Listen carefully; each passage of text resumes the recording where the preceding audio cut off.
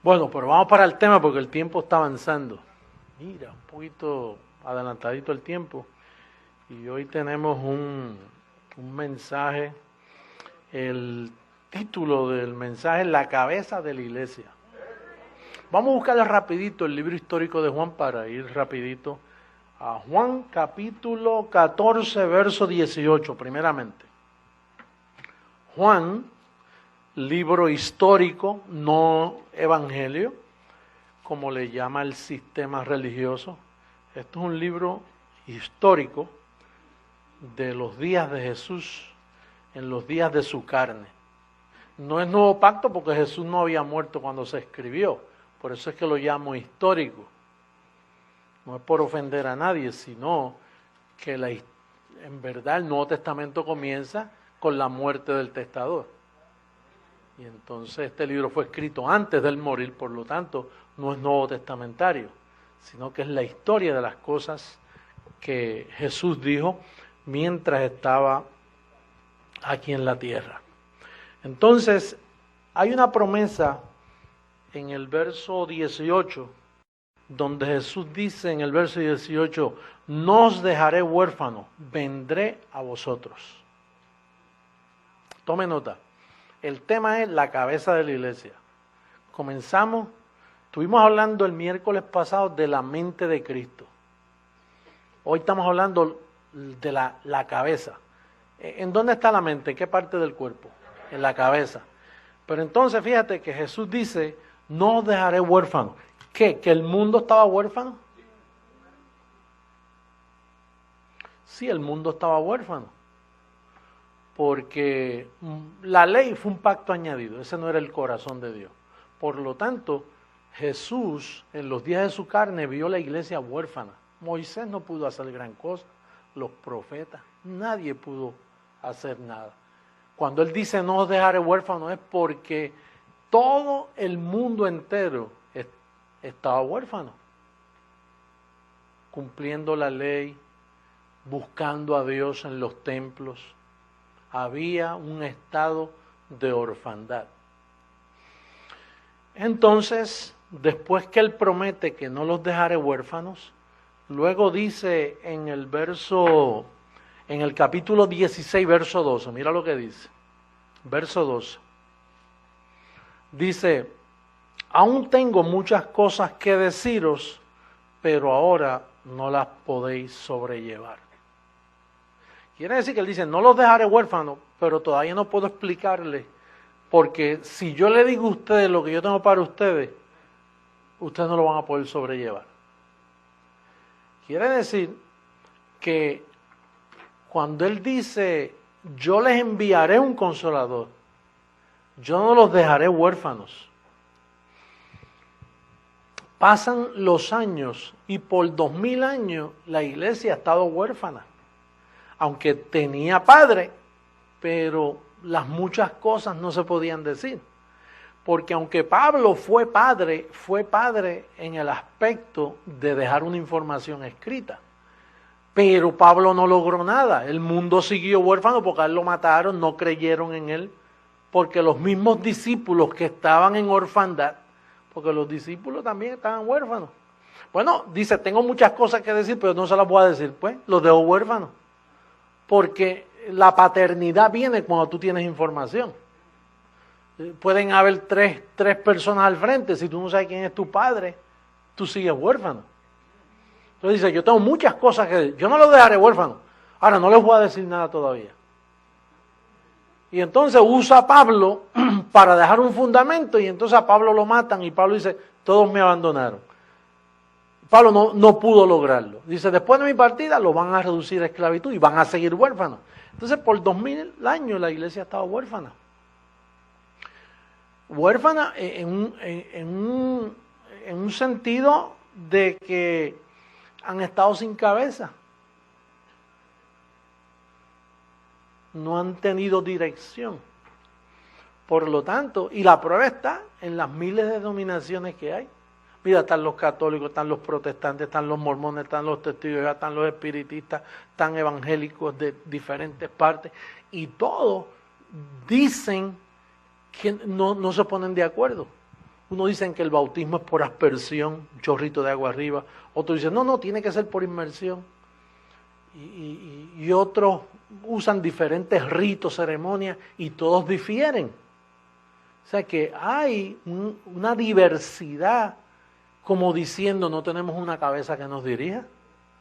Sí, aquí hay una cabeza católica, cabeza protestante, cabeza testigo de Jehová, cabeza mormona, cabeza metodista, cabeza bautista, cabeza pentecostal, y hay miles de cabezas, pero es una cabeza. El cuerpo puede solo llevar una cabeza, no puede llevar tantas cabezas. Entonces, él lo advirtió. Vamos a ver ahora en el libro histórico, un libro antes, Lucas. Mira lo que dice Lucas. Lucas capítulo 9. Porque estas cosas las dijo antes de ir a la cruz. Y entonces nosotros ahora tenemos las evidencias y por causa de las 14 epístolas de Pablo nosotros podemos descubrir esta revelación. Capítulo 9, versos 57 y 58. Lucas capítulo 9, versos 57 y 58. Yendo ellos, ahí estamos todos, ¿sí? Puede mirar la pizarra electrónica si no tiene Biblia. Dice, yendo ellos, uno le dijo en el camino, Señor, te seguiré a donde quiera que vayas. Y le dijo Jesús, las zorras tienen guarida y las aves de los cielos nidos, mas el Hijo del Hombre no tiene donde recostar la cabeza. Como quien dice, este hombre dice, mira, yo te voy a seguir donde quiera que tú vayas. Jesús le dijo, no hables sandeces, porque tú no tienes, todavía yo no he revelado mi cabeza, tú estás en un estado de orfandad. ¿Cómo tú me vas a prometer a mí que tú me vas a seguir? Si tú no tienes provisión para seguirme. Fíjate, le dice, mira, yo te sigo donde tú quieres, mira con lo que le sale, dice, mira, la zorra, las aves de los cielos. Ahora, el Hijo del Hombre no tiene donde recostar su cabeza. Y tú estarás pensando, pastor, es que él era muy pobrecito, no tenía con dónde comprar una almohada. ¿Qué? ¿Que necesitaba una almohada? No, pero si él tenía tesorero y Judas robaba y sobraba para las demás cosas, ¿cómo no va a poder comprar una almohada? O un colchón o algo donde recostar la cabeza. No estaba hablando de eso. Él no tenía donde recostar su mente. Él no tenía dónde ubicar el pacto todavía. Sí, la mente de Cristo, estuvimos hablando de la mente de Cristo la semana pasada. Y entonces le dice, mira, hasta que yo no encuentre un hombre que yo le dé directrices, tú no puedes decir, me vas a seguir, porque vas a seguir a Jesús de Nazaret. Te vas a turbar como está todo el mundo. Mira, Moisés está turbado, todo el mundo está turbado. Las religiones todas, mira, todas difieren. Por eso es que no nos soportan a nosotros. Porque ellos nos oyen a nosotros y dicen, ¿y qué es eso? ¿Tú no ves que ellos están tan distanciados? Están tan huérfanos que cuando llega este ministerio ellos no saben discernir. Entonces Jesús le dice, mira, el Hijo del Hombre no tiene dónde recostar su cabeza. No la pudo recostar en los apóstoles, porque ¿qué voy a recostarle yo en entonces, hombre? Imagínate. Me le van a predicar el judaísmo a los gentiles. No puedo recostarla. Tengo que buscarme un hombre donde voy a recostar mi cabeza brevemente. La voy a recostar en Pablo. Y por eso fue que Pablo dice, mas nosotros tenemos la mente de Cristo. Por primera vez. Por eso Jesús en los días de su carne dijo, no llaméis padre a nadie. En los días de su carne, no llames a nadie padre. Porque para tú llamar padre, tú identificas, sales de orfandad. Entonces, nadie podía llamar padre a nadie. Ahora, cuando aparece Pablo, Pablo dice, yo fui padre para vosotros y ustedes hijos para mí. Porque Pablo trajo donde primera vez Jesucristo recostó su cabeza. No era una almohada. Oye esto claro, bendecido que me escuchas por telegracia. Quiero apelar a tu limpio entendimiento. Quiero salvarte. Que entiendas, por favor. Porque no estamos hablando de que él estaba buscando una almohada. Yo siempre me digo, ¿y por qué no tiene donde recostar su cabeza? Aunque sea un pesebre, tú recuestas tu cabeza. O donde quiera. Él tenía que dormir porque él era totalmente humano, él tenía que dormir. Pero entonces uno decía, recostar su cabeza. ¿Qué? Que no tiene almohada. Es que no tenía dónde poner la sabiduría predestinada. Y finalmente, pues le encontró en Pablo. Pero eso se quedó allí, se quedó escrito sin revelación, porque como esto era para las naciones, pues entonces se quedó en stand-by, como nosotros decimos. Entonces, la cabeza dejó una información en Pablo, pero volvió 2000 años el mundo en orfandad y Cristo no tenía dónde recostar su cabeza. Venía para un pueblo y ese pueblo donde él ha recostado su cabeza es en este ministerio. Por segunda vez, él encontró una buena almohada y recostó su cabeza.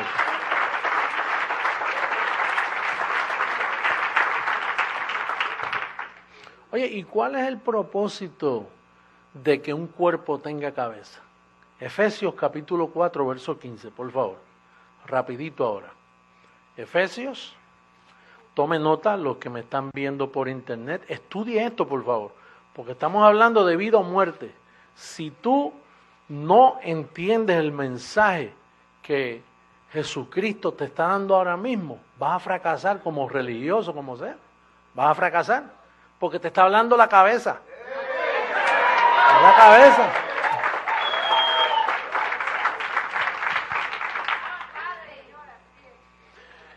Capítulo 4, verso 15, mira cómo dice. Dice, sino que siguiendo la verdad en amor, crezcamos en todo en aquel que es la cabeza, esto es Cristo, de quien todo el cuerpo bien concertado y unido entre sí por todas las coyunturas que se ayudan mutuamente, según la actividad propia de cada miembro, recibe su crecimiento para ir edificándose en amor. Por primera vez en la historia encontramos un ministerio que tiene una cabeza y se nutre y se ayuda y creemos todos igualmente. La unidad del Espíritu ha logrado llegar. Tú no me digas a mí que la Iglesia Católica tiene cabeza, porque si tiene una cabeza la tiene bien enferma. Tú no me digas que los protestantes y evangélicos tienen cabeza. ¿Y por qué difieren tanto si tienen una cabeza?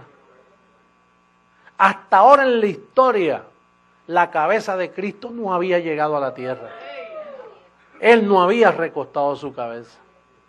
Porque si hay un cuerpo y una cabeza, el cuerpo y la cabeza van unidos y se ayudan mutuamente, creciendo en amor. Porque esto es un ministerio de amor.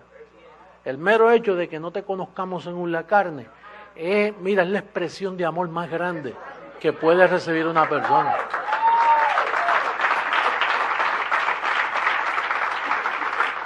Que no nos interese tu pasado, que tú llegas aquí y dices, mira, a mí no me importa un segundo atrás de tu vida, a mí lo que me importa es que tú eres un elegido, un escogido.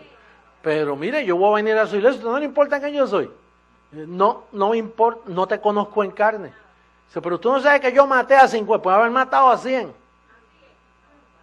No, pero es que yo tengo un récord negro, puede ser blanco, negro, de gris, lo que sea. Si tú eres un elegido, tú eres un elegido y eso es como aguas que pasaron. Tu pasado queda enterrado inmediatamente. Porque tú conoces tu verdadera identidad.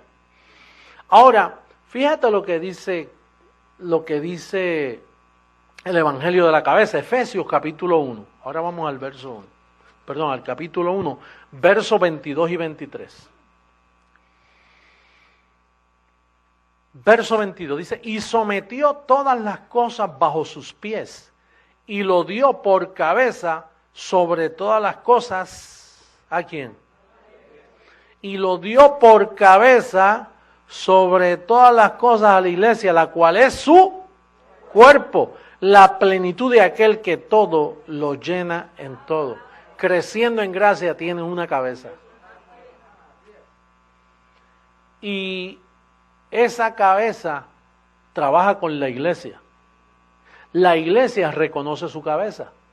Por eso yo nunca me he llamado nada aquí. Yo nunca me he puesto un título. ¿Tú sabes quién me pone título? La iglesia. Porque dice aquí que la iglesia es su cuerpo. Y la iglesia sabe identificar su cabeza. Porque camina bien, camina en dirección correcta, tiene directrices. Por primera vez en la historia, hermano. Qué maravilloso es este ministerio. Que por primera vez desde el cielo baja la cabeza de Dios y la mete en un hombre llamado José Luis de Jesús.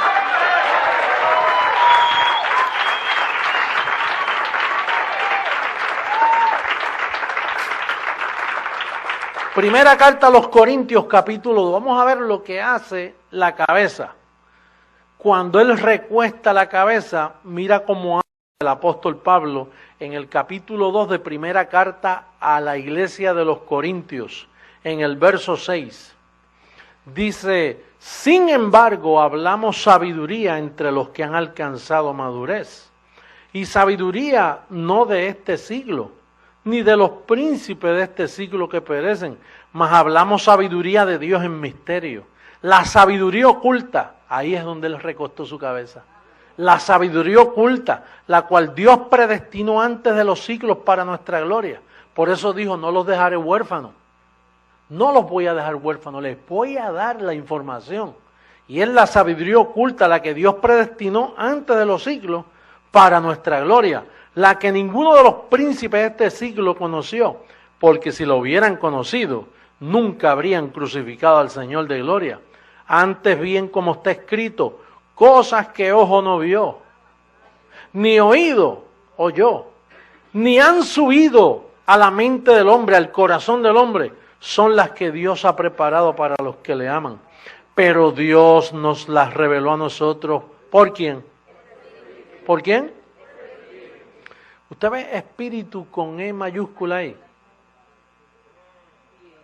Dios nos las reveló por el Espíritu, porque el Espíritu todo lo escudriña, aún lo profundo de Dios. Entonces, hablando del Espíritu del hombre, dice, porque ¿quién de los hombres sabe las cosas del hombre sino el Espíritu con E minúscula? Sino el Espíritu del hombre que está en él. Así tampoco nadie conoció las cosas de Dios, sino el Espíritu de Dios. Y donde está el Espíritu de Dios, ahí hay libertad. Aquí está el Espíritu de Dios.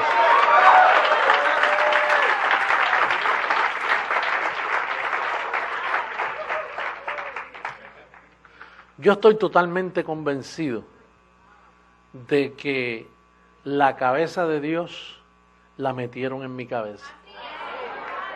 Las evidencias las tengo.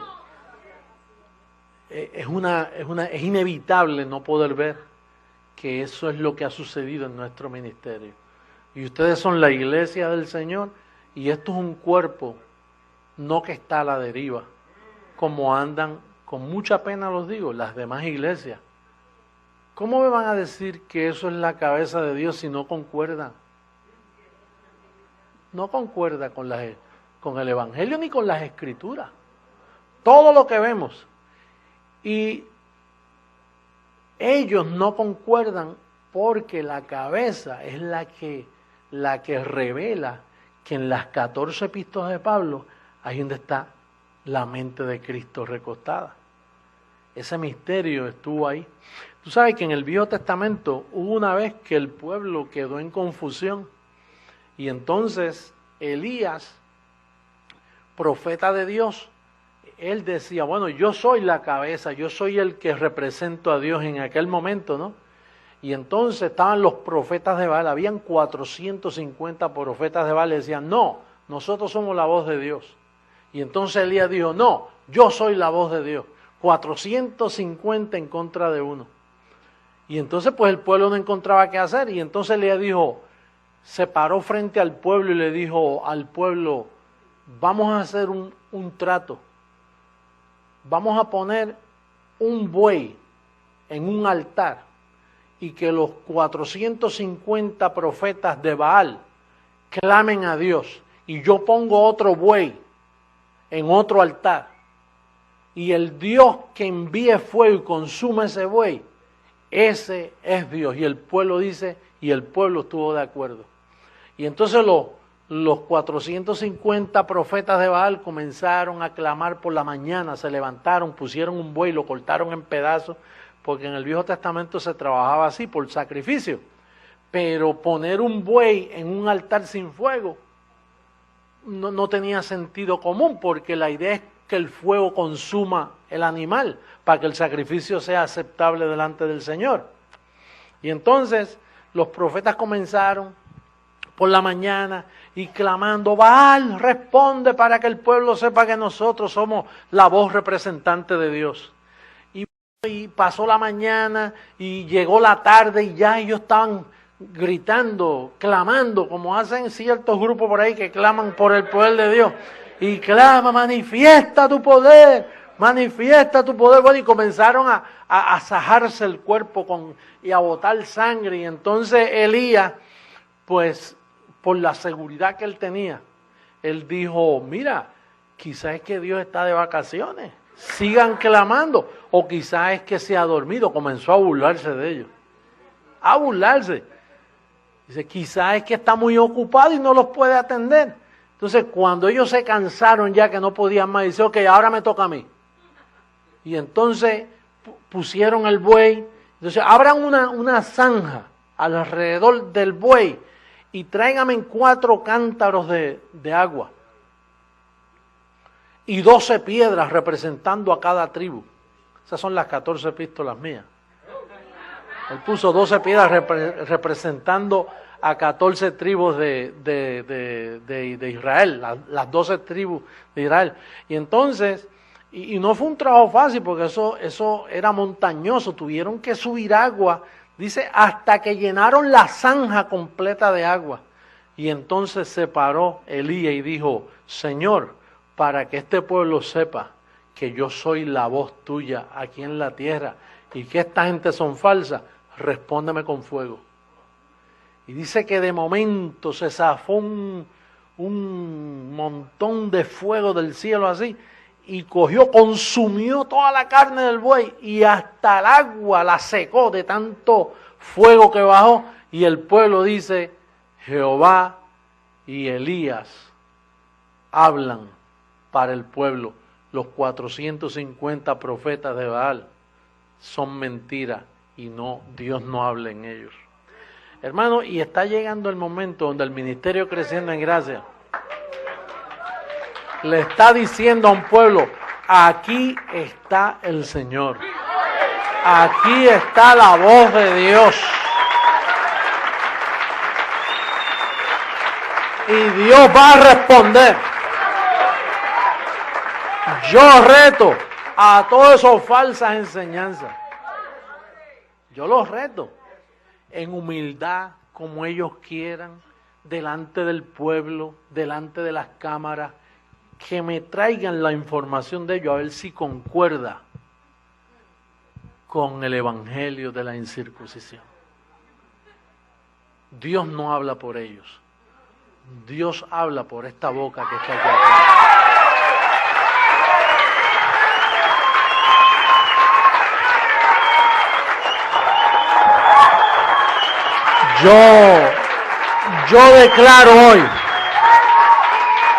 Yo declaro en este día, por las cámaras del internet, por las cámaras con evidencia mundialmente, yo declaro que ellos han errado al blanco.